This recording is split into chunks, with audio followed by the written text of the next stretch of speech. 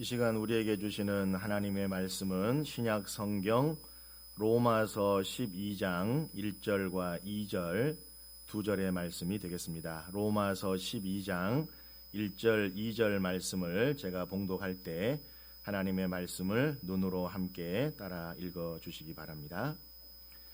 그러므로 형제들아, 내가 하나님의 모든 자비하심으로 너희를 권하노니 너희 몸을 하나님이 기뻐하시는 거룩한 산 제물로 드리라. 이는 너희가 드릴 영적 예배니라. 너희는 이 세대를 본받지 말고 오직 마음을 새롭게 함으로 변화를 받아 하나님의 선하시고 기뻐하시고 온전하신 뜻이 무엇인지 분별하도록 하라. 아멘. 이 시간에 단에 서면서 너무나 감사하고 감격적인 마음으로 이 단에 섰습니다. 여러분도 아마 같은 마음이시지 않을까 생각이 듭니다. 정부에서 2주 전에 전국에 있는 모든 교회의 소모임을 금지하고 그걸 위반할 경우에는 벌금을 때리겠다 이렇게 발표를 하는 바람에 정말 교회가 큰 어려움을 당했습니다. 이제 우리가 본격적으로 7월, 8월이 되면 물론 우리 장년부, 우리 기성세대들도 그런 소그룹의 모임을 가져야 되지만 무엇보다 중요한 게 우리 교회 학교 다음 세대입니다. 여러분, 다음 세대가 없으면 교회의 미래는 없는 것입니다. 다음 세대가 없는데 누가 예배하며 누가 전도하며 누가 선교하며 누가 봉사하며 누가 하나님의 뜻에 순종하며 이 땅에 하나님의 나라를 세워나가겠습니까?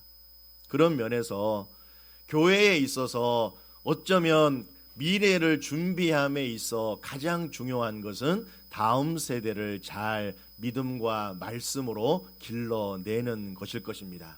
그런데 정부에서 소모임을 하지 마라, 교회 이름으로 하는 모든 행사는 다 금지다, 그러는 바람에 교회 학교와 다음 세대 여름 사역을 어떻게 해야 될까 하면서 걱정과 염려로 지난 2주를 정말 가슴 아픈 그런 마음으로 지내오지 않았습니까? 그런데 하나님께서 정부의 그 마음을 움직여 주셔서 할렐루야! 이제 교회의 모든 소모임이 금지되는 것을 해제한다라고 하는 발표를 하나님의 그 능력을 통하여 하게 하신 줄로 믿습니다. 우리 다시 한번 하나님께 감사의 박수 한번 올려드리겠습니다. 할렐루야!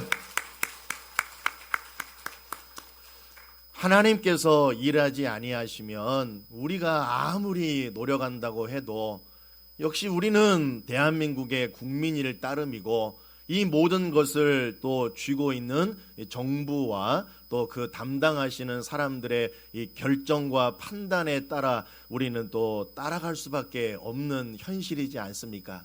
그런데 하나님께서 우리 온 성도의 간절한 기도와 하나님을 향한 우리의 부르짖음에 하나님께서 응답해 주신 것으로 저는 확신합니다. 이제 우리는 여기서 멈추지 말고 하나님의 은혜로 말미암아 이제 다시 시작된 이 소모임이 또 어려움을 당하지 않도록 우리 개인이 이 위생과 방역에 또 신경을 잘 쓰고 또 우리 교회 학교 다음 세대가 준비했던 계획대로 하나님의 은혜와 하나님의 말씀과 또 성령의 충만하심 가운데 어느 해보다 정말 비록 지금은 여건과 환경과 조건은 어렵지만 어느 해보다 더 은혜와 말씀과 변화가 충만하게 경험되는 귀한 한 해가 되고 또 귀한 여름 사역이 될 수 있도록 우리 모두가 기도해야 될 줄로 믿습니다. 아멘. 지금 우리는 참 어려운 시대를 지금 살아가고 있습니다. 코로나로 인해서 너무 힘듭니다. 어떤 사람이 힘들지 않은 사람이 없습니다. 다 힘듭니다. 모든 사람이 다 코로나로 인해서 힘든데 역시 우리 교회도 한국 교회, 전 세계의 교회, 모든 신앙인들의 믿음도 지금 큰 위기 가운데 처해 있는 것이 사실입니다. 이러한 어려운 시대를 걸어가면서 어떻게 하나님께서 우리에게 주시는 말씀을 놓치지 아니하고 우리가 교회다움을 바르게 하나님의 말씀 앞에 잘 세워나갈 것인가, 우리가 이런 것들을 깊이 있게 고민해보고 우리 자신을 하나님 앞에서 바르게 세워나가는 그러한 귀한 시간들이 될 수 있기를 간절하게 소망합니다. 저는 그래서 앞으로 몇 주간 시리즈로 바울 서신에 나와 있는 교회들, 이 교회들도 전부 다 힘들었던 교회들이거든요. 오늘 보는 로마 교회, 다음 주일에 볼 고린도, 또 갈라디아, 에베소, 골로새, 빌립보, 데살로니가, 모든 교회들이 다 힘든 상황 가운데 있었던 교회들이었습니다. 교회 내부적으로는 일단 이단이 창궐하고, 그 다음에 교인들 간의 갈등과 분열로 인하여서 많이 아파하고 힘들어했으며, 그것만이 아니라 로마 황제를 신으로 숭배하게 하면서 예수를 믿는 신앙 때문에 핍박하고 박해하는 것이 너무나도 매서웠던 시절을 보냈던 그 교회들이 바울 서신을 받아본 수신 교회들이었습니다. 우리는 우리 시대만이 힘들다라고 생각할지 모르지만 지난 2000년의 교회의 역사와 또 수많은 이 세계의 역사를 보면 어느 시대, 어느 상황, 어느 조건이 녹록한 때가 없었습니다. 다 힘들었고 다 고난과 고통과 환난이 많이 있었지만 하나님을 바라보고 하나님을 의지하고 하나님의 말씀 앞에서 새롭게 거듭난 공동체는 하나님께서 지키시고 보호해 주신 줄로 믿습니다. 그러나 하나님의 말씀과 하나님의 뜻과 또 하나님의 거룩하신 인도하심을 바라보지 못하고 세상에 함몰되고 세상의 정신에 휩쓸려 살아갔던 공동체는 지금 이름도 없이 사라져버린 것을 우리가 역사를 통하여 알고 있지 않습니까? 이제 한국 교회 그리고 우리 신장위 교회는 매우 중요한 이 갈림길에 서 있다라고 하는 것을 우리 모두가 영적으로 민감하게 느낄 수 있어야 될 줄로 믿습니다. 지금 우리가 어떻게 하느냐에 따라 한국 교회의 미래와 우리 신장위 교회의 미래가 갈라지게 되어 있는 것입니다. 그런 면에서 이제 앞으로 몇 주 동안 시리즈로 오늘 첫 시간으로 로마 교회부터 해서 다음 주일은 고린도 교회, 그 다음에는 갈라디아 교회, 이렇게 이 신약 성경에 나와 있는 바울 서신의 순서대로 교회를 한 주 한 주 살펴보면서 하나님께서 그 교회가 처해 있는 문제가 뭐였으며 그 문제에 대한 진단과 하나님의 영적인 처방이 무엇이었는지를 살펴보고 우리 신장위 교회가 어떻게 하나님의 말씀 앞에서 어떤 교회다움을 지향해야 되겠는가, 그 귀한 메시지를 함께 듣는 은혜의 시간이 될 수 있기를 간절하게 소망합니다. 오늘은 로마 교회입니다. 로마서는 16장으로 되어 있어서 정말 주옥 같은 말씀들이 많이 있지만 그 가운데 오늘 본문인 12장 1절과 2절의 말씀을 통하여 이렇게 오늘 설교의 제목을 잡았는데 한번 따라해 주겠습니까? 하나님께 합당한 예배를 드리는 교회. 이게 바로 로마 교회를 향한 하나님의 메시지였습니다. 하나님께 합당한 예배를 드리는 교회가 돼야 된다. 오늘 본문에 로마서 12장 1절에 하반절을 보면 이런 말씀이 있습니다. 이는 너희가 드릴 영적 예배니라. 이는 너희가 드릴 영적 예배니라. 이런 말씀이 있어요. 아마 오늘 설교 제목을 보시고 이런 질문을 하실 만한 분도 계시지 않을까 생각이 듭니다. 아니, 목사님, 설교 제목에는 하나님께 합당한 예배를 드리는 교회라고 했는데 로마서 12장 1절을 암만 읽어봐도 합당한이라는 말은 없고 영적이라는 말이 있는데 영적인 예배에 그렇게 해야 맞는 거 아닙니까? 라고 질문하시는 분이 있다면 매우 훌륭하신 것입니다. 그렇게 질문을 할 수 있어야 됩니다. 그런데 왜 제가 설교의 제목을 영적 예배가 아니라 합당한 예배라고 했는가 하면 그 이유가 있습니다. 오늘 본문의 그 1절 하반절에 이는 너희가 드릴 영적 예배니라 할 때 이 영적으로 번역이 되었지만 영적으로 번역된 헬라어의 원문의 단어가 뭐냐 하면 로기코스라는 단어입니다. 로기코스. 이 로기코스에서 영어 단어 로직이 나온 거거든요.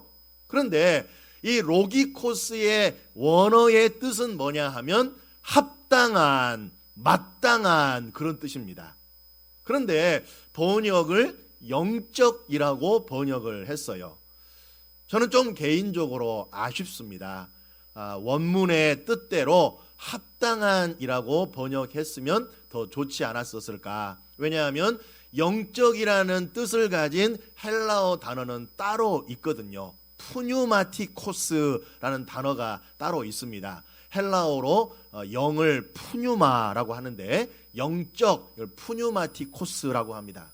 그런데 헬라어의 원문에 푸뉴마티코스를 쓰지 아니하고 로기코스를 쓴 데에는 다 이유가 있지 않겠습니까? 그래서 여러분이 가지고 있는 성경 가운데 이 영적이라는 요 단어 앞에 아라비아 숫자 2하고 반괄호가 되어 있는 성경이 있으시다면 그 성경을 보시면 그 밑에 관주에 2하고 반괄호하고 뭐라 쓰여져 있습니까? 합당한이라고 쓰여져 있을 것입니다. 아주 좋은 성경입니다. 합당한. 그러니까 우리가 성경을 읽을 때 밑에 있는 관주도 확인을 해 보는 것이 좋습니다. 왜냐하면 이렇게 번역이 되어 있지만 원문의 이 단어는 이런 뜻이다라고 이렇게 설명해 준 것이기 때문에 많은 도움을 받을 수가 있기 때문이죠.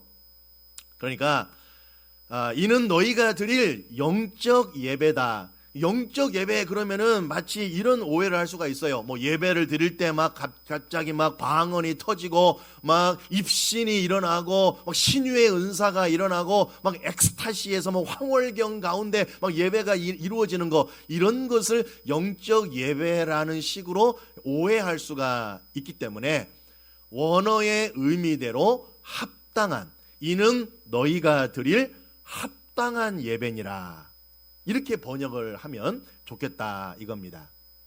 그러면 어떤 예배가 하나님께 합당한 예배인가? 그 합당한 예배에 대해서 오늘 본문 로마서 12장 1절의 상반절이 우리에게 이렇게 말씀해 주고 있죠. 한번 따라해 볼까요? 너희 몸을 하나님이 기뻐하시는 거룩한 산 제물로 드리라. 할렐루야. 아멘. 이것이 바로 하나님께 드리는 합당한 예배인 것입니다. 너희 몸을 이라고 했는데 이 몸이라고 하는 이 단어도 헬라어의 소마라는 단어를 번역한 것입니다. 그런데 우리가 오해하면 안 되는 게 몸, 그러니까 이 몸뚱아리를 말하는가 보다 하는데, 여기서 말하고 있는 몸이라고 하는 것은 우리의 살덩이 몸을 의미하는 것이 아니고 보다 넓은 개념의 그런 뜻을 가지고 있습니다. 우리가 교회를 성경에서 뭐라고 말하고 있죠? 교회는 예수 그리스도의 몸이다라고 말하지 않습니까? 그건 무슨 뜻입니까? 교회가 예수님의 살덩이다, 몸이다, 몸뚱아리다, 그런 의미가 아니고 교회가 있는 곳에 예수 그리스도께서 함께 현존하신다, 그런 말이죠. 교회가 있는 곳에 예수님께서 그곳에 함께 하신다, 그런 말입니다. 이게 교회가 주님의, 예수님의 몸이다, 그런 뜻 아니겠습니까? 그러니까 너희 몸을 이라고 할 때 이 몸이라고 하는 것은 우리의 이 살덩어리, 몸뚱아리만을 의미하는 것이 아니라 너의 전 존재, 너의 영혼 전부, 네가 살아가는 삶의 모든 영역을 다 총칭해서 하는 말이 너희 몸을, 이런 뜻인 것입니다. 그러니까 우리의 예배가 몸만 왔다 가는 예배가 되어서는 안 된다라는 것이죠.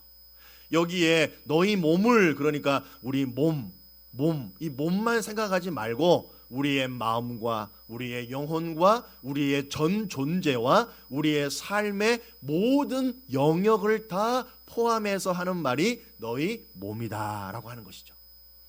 너희 몸을, 너희 마음과 존재와 영혼과 너의 모든 삶의 전 영역을 어떻게 하라는 말이냐? 하나님께서 기뻐하시는, 이렇게 하라 이거죠. 기뻐하시는. 그럼 하나님이 어떤 예배를 기뻐하시느냐? 거룩한 산 제물로 너희 몸을 드리는 예배를 하나님께서는 기뻐하신다, 그런 말입니다.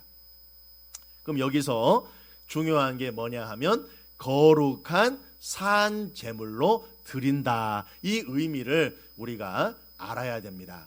거룩하다, 거룩이 뭡니까? 여러분, 이런 표현의 차이를 아시겠지요?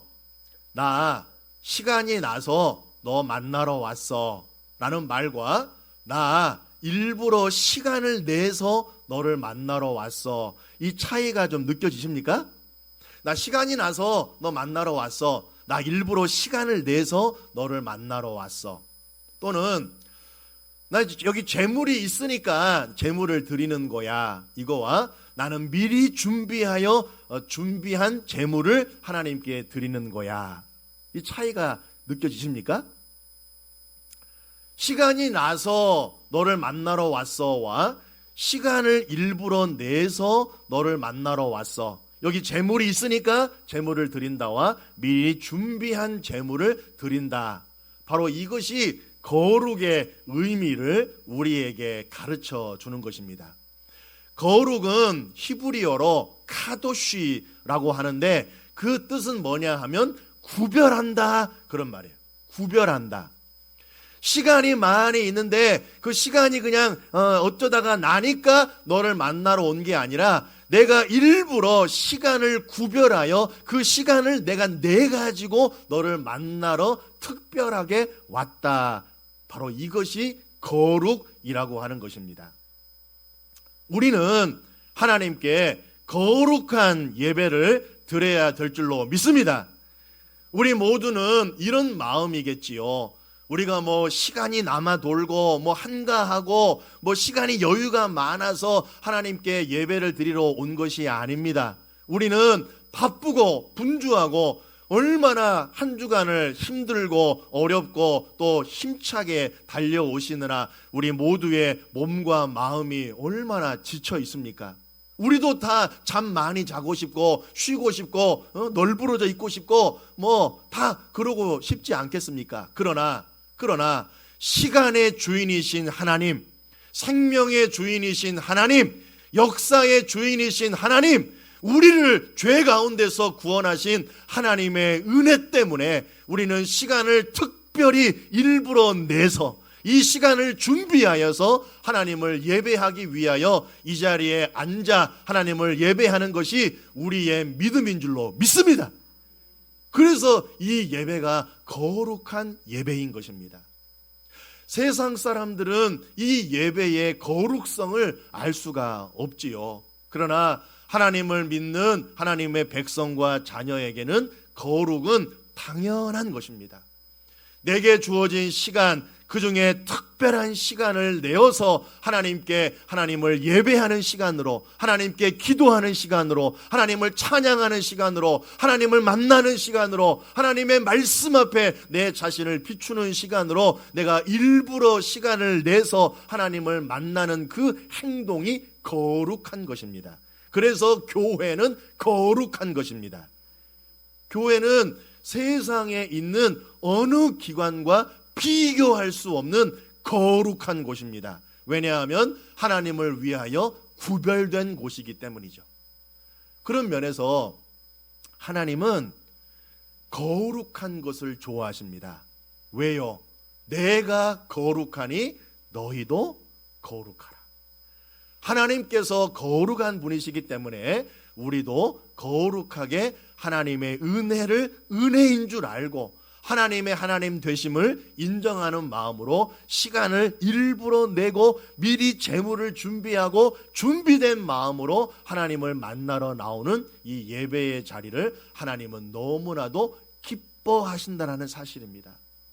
여러분이 마스크를 쓰고 주일에 교회를 나오실 때 여러분의 마음이 어떠한 마음이든지 여러분의 영안이 열려서 이 예배를 통하여 기뻐하시는 하나님의 얼굴을 바라볼 수 있기를 간절하게 소망합니다. 그러면 우리가 원근 각처의 어느 곳에서 어떻게 힘든 상황과 어려운 마음을 가지고 하나님을 예배하러 나온다 할지라도 이 예배를 통하여 기뻐하시는 하나님의 얼굴을 바라볼 수만 있다면 우리의 마음속에는 감사가 넘치고 은혜가 넘치고 감격과 기쁨과 또 하나님에 대한 사랑의 고백과 믿음의 헌신이 더 깊어지리라 분명히 믿습니다.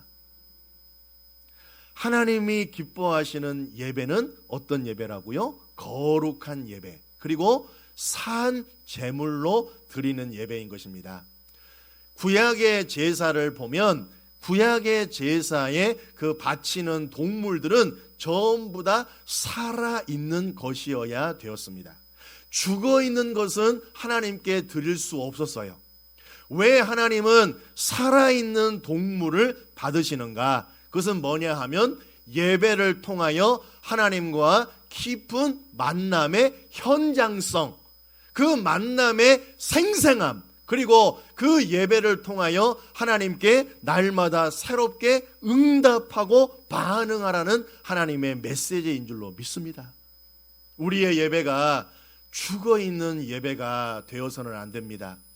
옛날의 신앙 고백, 옛날에 받았던 은혜의 그 쪼가리, 그리고 옛날에 만났던 하나님과의 그 만남의 추억들, 이런 걸 가지고 이 시간 하나님을 예배해서는 안 됩니다. 오늘 이 시간 생생하게 나의 이 고난과 고통의 삶의 자리에서 나와 함께 하시고 나를 붙들어 주시고 나를 위로하시고 나를 다시 한번 용기 있게 하나님의 손에 붙들려서 이 험한 세상을 걸어가게 하시는 하나님의 은혜에 대한 감사, 은혜에 대한 감격, 은혜에 대한 반응과 응답의 마음으로 살아있는 예배를 우리 모두가 드릴 수 있기를 간절하게 소망합니다. 왜냐하면 하나님은 죽은 자의 하나님이 아니라 살아있는 자의 하나님이시기 때문입니다. 하나님이 어떤 예배를 기뻐하시는지를 알고 예배를 드리는 것은 매우 중요합니다. 왜냐하면 예배는 내가 드렸다고 끝나는 것이 아니고 하나님께서 그 예배를 받으셔야 그 예배가 완전해지기 때문이죠. 하나님이 기뻐하시는 예배는 뭐라고요? 어떤 예배가 합당한 예배라고요?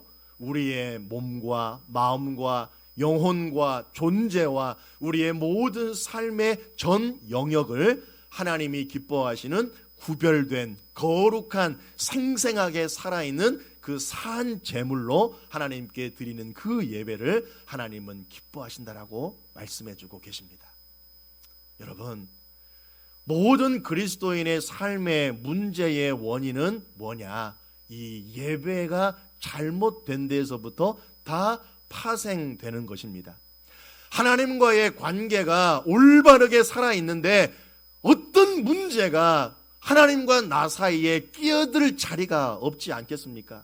그런데 하나님과 나와의 관계가 올바르지 않으니까 그 구멍이 숭숭숭 난 곳에 세상의 유혹과 미혹과 또 어두움의 세상의 공중 권세 잡은 자의 그 아주 좋지 않은 그러한 계략들이 하나님과 나와의 관계에 그 어그러진 곳에 그게 틈으로 들어오는 거예요.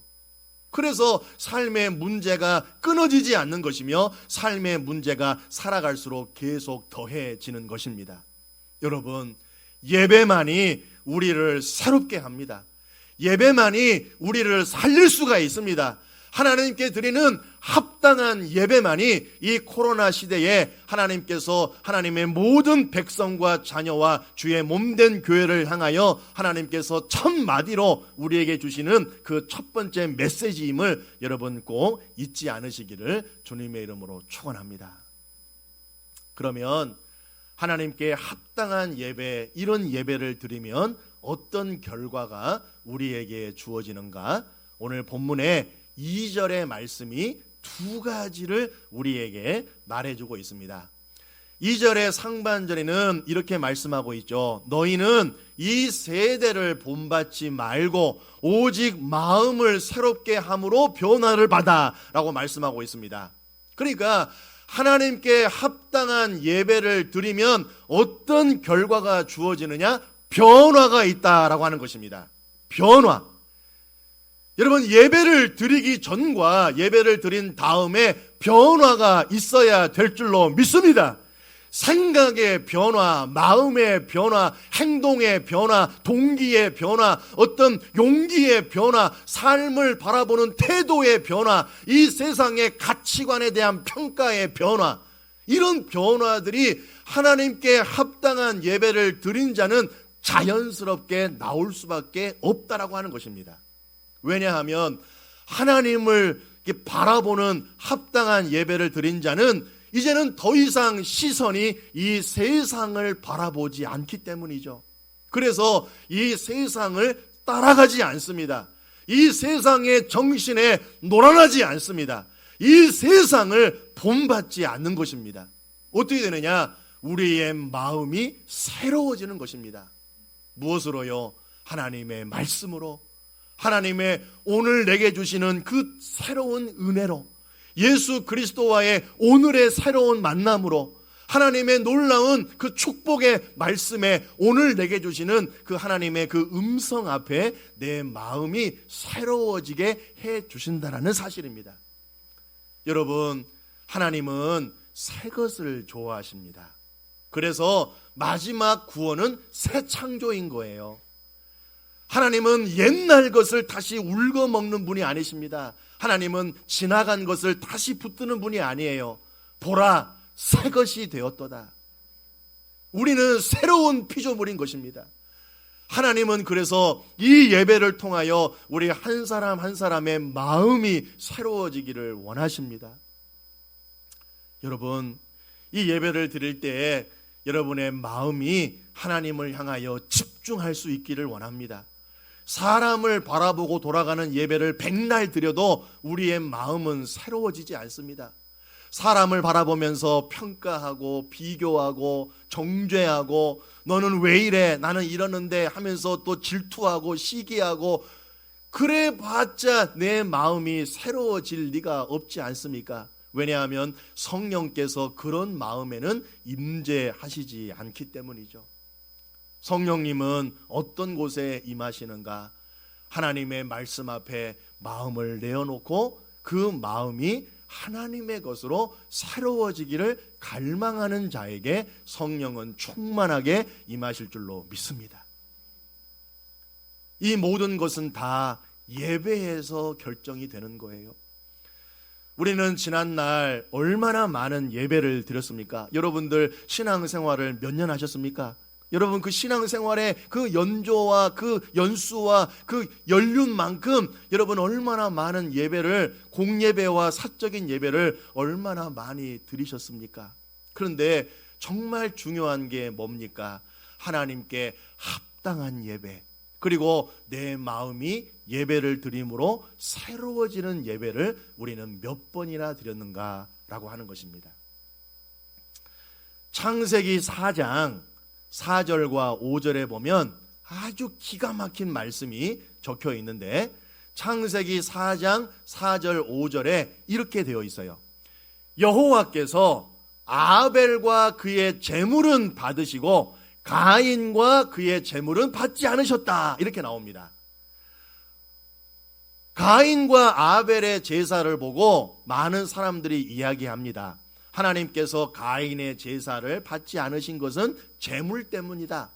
아벨은 양을 잡아서 피 흘림이 있었는데 이 가인의 제사는 곡식이니까 피 흘림이 없어서 하나님이 안 받으셨다라고 말하는 사람이 있는데 그건 비성경적인 가르침입니다. 왜냐하면 곡식은 하나님 주신 거 아닌가요? 여러분, 이스라엘의 5대 제사 가운데 소제라는 곡식 제사가 들어있으며 나머지 다른 제사를 드릴 때에도 곡식을 함께 병행해서 드리도록 율법은 규정해 주고 있거든요. 그러니까 재물의 문제가 전혀 아니에요.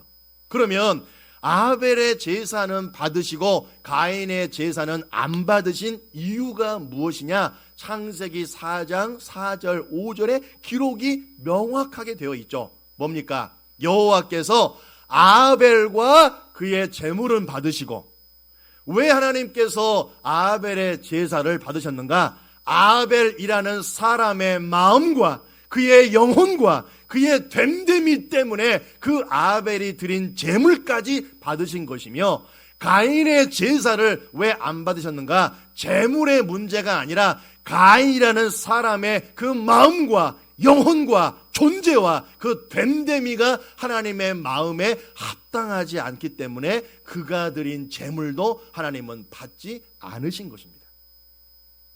그러니까 하나님께서 우리의 제사, 우리의 예배를 받으시느냐 받지 않으시느냐의 그 관건은 어디에 있느냐? 우리의 마음에 있는 거예요. 우리가 어떤 마음으로 예배를 드리는가? 그러니까 하나님이 받으시는 예배에는 이 외적인 환경은 아무런 소용이 없습니다.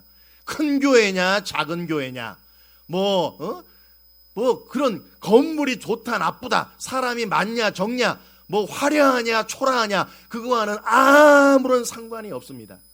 하나님이 받으시는 예배는 어떤 예배이냐? 그 예배를 드리는 예배자의 마음이 하나님께서 받으실 만한 마음이냐 아니냐, 그게 중요한 거예요. 그런 마음이면 하나님은 다 받아주십니다.